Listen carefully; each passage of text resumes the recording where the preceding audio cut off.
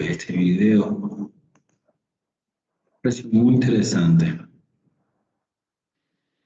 This is a video in clinical medicine from the New England Journal of Medicine.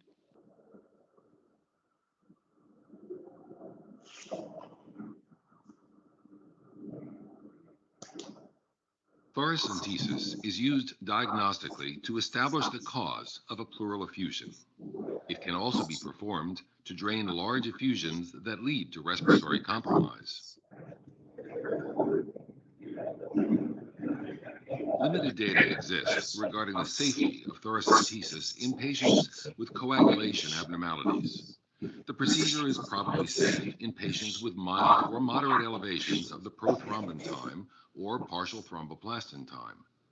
The decision to use fresh frozen plasma or platelet concentrates in patients with clinically significant coagulopathy or thrombocytopenia must be made on an individual basis. The procedure should be used with care in patients who are receiving mechanical ventilation, since positive pressure ventilation may bring the lung close to the thoracentesis needle and increase the risk of pneumothorax. Thoracentesis should be deferred in patients with severe hemodynamic or respiratory compromise until the underlying condition can be stabilized. In patients who have small or loculated effusions, the procedure should be performed by experienced operators, ideally with real-time imaging guidance. The thoracentesis needle should not pass through sites of cutaneous infection, such as cellulitis or herpes zoster. Numerous devices, which are frequently available in prepackaged kits, can be used to perform thoracentesis. You should become familiar with the specific devices available at your institution. In this video, we will use a standard intravenous over-the-needle catheter assembly to demonstrate the procedure. For sterile preparation of the site and administration of anesthesia, you will need a skin cleansing agent, sterile gauze, sterile gloves, a sterile drape, a hemostat, which is optional, 1 or 2% lidocaine, and a 10 milliliter syringe with a 22 to 25 gauge needle. For the collection of pleural fluid, you will need an 18 to 20 gauge over-the-needle catheter, a 60 milliliter syringe, and a 3-way stopcock. You will also need sterile drainage tubing, specimen tubes and a large evacuated container, and a sterile occlusive dressing. Explain the procedure to the patient and obtain written informed consent. You should also verify the patient's identity, mark the correct site, and conduct a pre-procedural timeout. The timeout, which takes place immediately before the procedure is started, consists of confirmation by all members of the care team that the patient's identity, the procedure he or she is to undergo, and the site of the procedure are all correct. You will need an assistant to help position and monitor the patient and assist with the collection of pleural fluid. Place the patient in a sitting position on the edge of the bed with his or her arms resting on a table. The height of the effusion is determined by auscultation and percussion of the posterior chest wall. With a skin marking pen, mark the needle insertion site. The site should be 5 to 10 centimeters lateral to the spine and at least 1 or 2 intercostal spaces below the top of the effusion. The needle should not be inserted below the 9th rib. If available, bedside ultrasonography can be used to help visualize the effusion. In the patient in this video, the pleural effusion is easily visualized, as are the ipsilateral lung and the liver. Prepare the area with antiseptic solution and apply a sterile drape. Using a 25 gauge needle, place a wheel of local anesthetic such as lidocaine along the superior edge of the rib that lies below the selected intercostal space.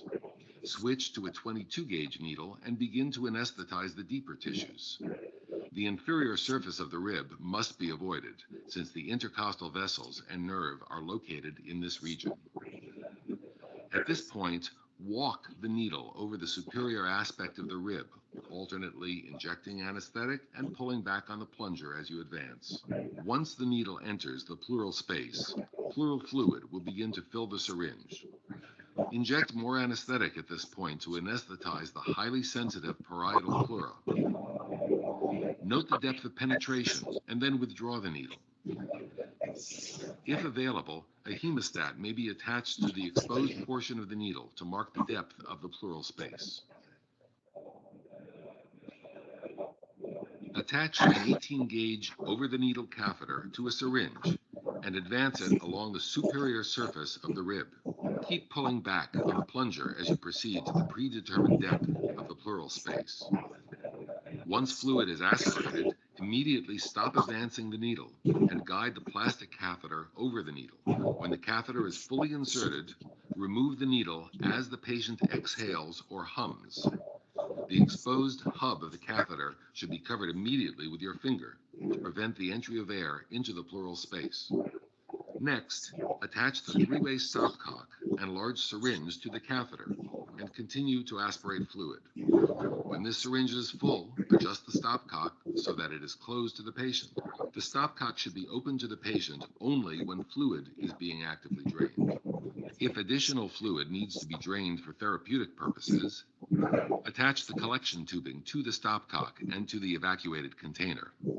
Open the stopcock to the patient and to the tubing and allow the evacuated container to fill. Generally, you should remove no more than 1,500 milliliters of pleural fluid. The removal of larger volumes may result in post-expansion pulmonary edema. On completion of fluid collection, you should rapidly remove the catheter as the patient holds his or her breath at end expiration. Cover the needle insertion site with an occlusive dressing and clean the surrounding skin.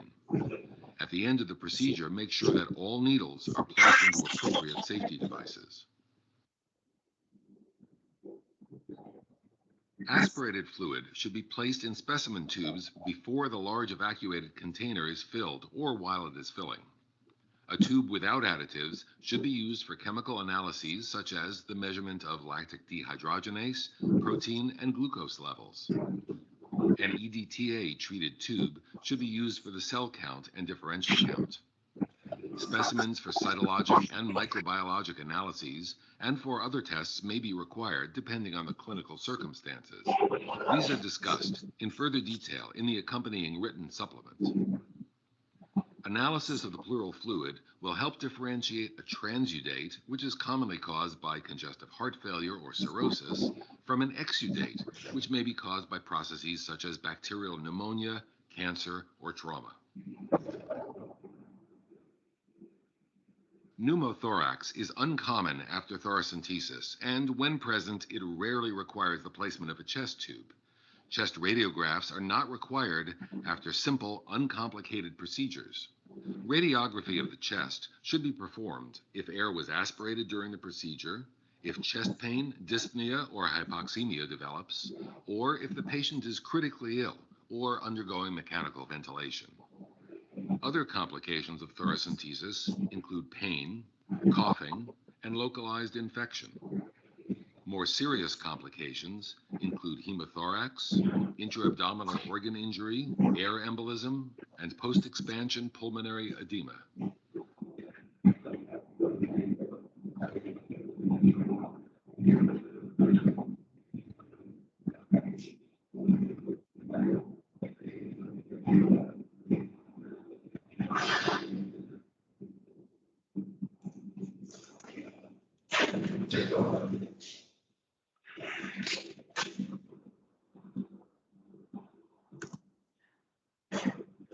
Sobre las consideraciones que tenemos que tener en cuenta cuando vamos a una toracocentesis, entonces, en un paciente con anticoagulado, con coagulopatía, la toracocentesis se lleva a cabo una vez que tenga una indicación bien sólida. Si no, tratar de corregir primero eso antes de hacer la toracocentesis, ¿sí? Se realizará con extrema precaución al paciente que se encuentra bajo ventilación mecánica, porque la presión positiva del respirador y cuando hacemos toracocentesis podemos lesionar la pleura visceral y eso puede hacer que cause al paciente o puede provocar al paciente un neumotórax hipertensivo. En los pacientes graves con compromiso hemodinámico, la toracocentesis se lleva a cabo una vez que el estado compensatorio del paciente esté mejor, cuando se convence al paciente. Sí, antes de eso no se hace. Los derrames estáticos, la toracocentesis debe ser hecha por personal experimentado o también, lo más recomendado aún, hacer bajo pantalla ecográfica. ¿Sí? Y jamás tenemos que hacer toracocentesis cuando el sitio de punción está con algún tipo de infección.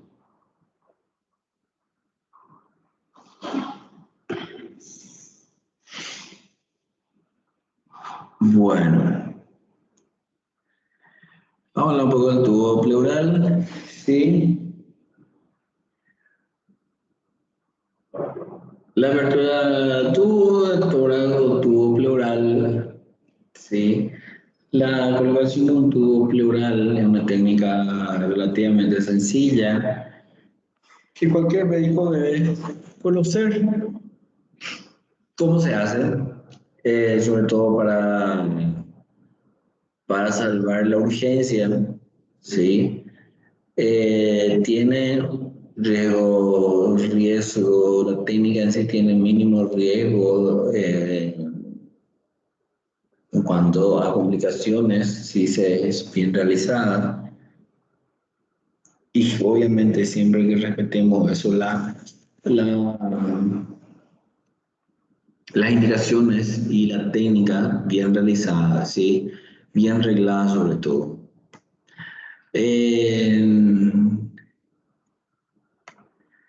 El tubo de drenaje pleural está indicado sobre todo en casos de emergencia o de una urgencia o una emergencia, ¿sí? El tubo de tórax, entonces la apertura quirúrgica de la cavidad pleural se efectúa para la colocación de una sonda en la cavidad pleural. Implica seccionar quirúrgicamente todos los planos musculares, todos los planos de la pared hasta llegar a la pleura parietal. Este sistema de drenaje sellado se usa para evacuar un espacio que está ocupado ya sea por aire o por líquido.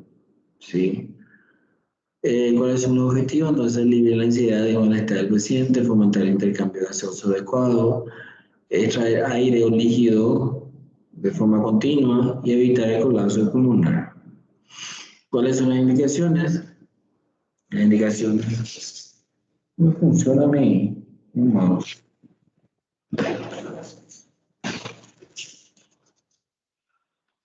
No funciona. Bueno, ¿cuáles son las indicaciones? En la emergencia, entonces neumotórax. Cuando vamos a poner neumotórax a todos los pacientes con ventilación mecánica que tengan neumotórax, por más que sea pequeño, se les tiene que poner tubo pleural. El neumotórax es de gran tamaño, el paciente que está con neumotórax y está clínicamente inestable, el neumotórax tensión se hace el tubo pleural, pero antes de eso tenemos que descomprimir. Primero tenemos que hacer una toracocentesis y luego vamos a hacer un tubo pleural, ¿sí? Cuando el neumotórax es mínimo o a cualquier grado de neumotórax secundario a un traumatismo, un trauma cerrado o un trauma abierto de tórax, se hace sí o sí tubo pleural. Cuando el neumotórax es iatrogénico, ¿sí? Si su tamaño es grande o si es clínicamente significativo o si el paciente tiene una dificultad respiratoria después de una toracocentesis, entonces es la indicación para hacer el tubo pleural. El neumotórax, ruptura del esófago, pasar el contenido gástrico al espacio pleural, también es. La nueva emergencia, entonces sería la derrame pleural maligno, sí, o el neoplásico, el tratamiento con agentes esclerosantes, derrame pleural recurrente, quilotórax, cuidado en el postoperatorio, la toracotomía. Y en las lesiones penetrantes toracoabdominales. Es indicativo de hacer, sí o sí, hacerle tubo pleural a esa paciente. ¿Sí? Por más que, sobre todo si se filtró las últimas costillas, es indicativo de hacer tubo pleural. Bueno, como procedimiento profiláctico, fracturas costales mayores, bobería penetrante sin evidencia clínica neumotora, quienes se prolonga, ya se propaga, inicia una operación otra zona, o cuando el paciente viene sin ningún síntoma, o aquel paciente que está hemodinámicamente inestable, que tiene un trauma abierto en el tórax y le vamos a colocar el respirador, también se le coloca un tubo pleural. El tórax inestable, los portadores, el paciente portador de bullas, neumatoceles, que requiere asistencia ventilatoria mecánica. ¿Sí? Esas son las profilácticas. No hay contraindicaciones absolutas, excepto cuando el pulmón está completamente adherido a la pared torácica. Las guías publicadas generalmente no tienen así una contraindicación absoluta para no poner un tubo pleural, ¿sí? Porque hay muchas indicaciones para poner, ¿sí? Uno, lo que podría hacer es cuando está adherido a la pared abdominal, el pulmón, cuando hay adherencia del pulmón a la pared, pero eso se podría resolver colocando un poquito más abajo o lo que sea, ¿sí? ¿Dónde estamos? Vamos a soltar acá algo. Acá está la contraindicación. Entonces, la contraindicación relativa podría ser entonces, ¿cómo le iba a decir? La coagulopatía, aquella paciente que tiene, por ejemplo, un recuento de plaquetas menores a 50.000, o los pacientes que tienen un INR mayor a 2, ¿sí? Entonces, eso sí, hay que esperar nomás hacerle. Obviamente, es todo costo-beneficio para el paciente. Porque eso obviamente que se puede revertir ¿cómo le iba a decir? Corrigiendo eso se podría revertir. El riesgo de infección en los pacientes con tratamiento el riesgo de hemorragia en los pacientes con tratamiento anticoagulante. La preparación, lo que vamos a necesitar entonces, casa de solución, vamos a tener que tener los campos, guante, la jeringa, una lidocaína, ¿sí? Vamos a necesitar también un bisturí, número 10, 15, lo que tengamos a mano. Algún instrumento de disección, puede ser mosquito, pinza Kelly o pinza Craig, también puede ser, ¿sí? Pinza kosher para clampar el tubo, la jeringa de 10 y otra jeringa de 20 ml. Ya le dije aguja, tijera, suturas no absorbibles, generalmente usamos algodón cero. Perdón, algodón cero. Generalmente usamos o algodón cero o biclil 1, ¿sí? El tubo, obviamente con su calibre, y también el sistema de drenaje bajo agua.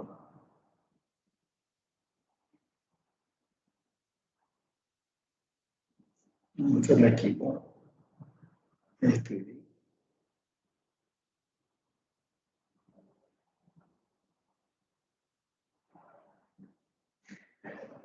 La preparación, como le dije,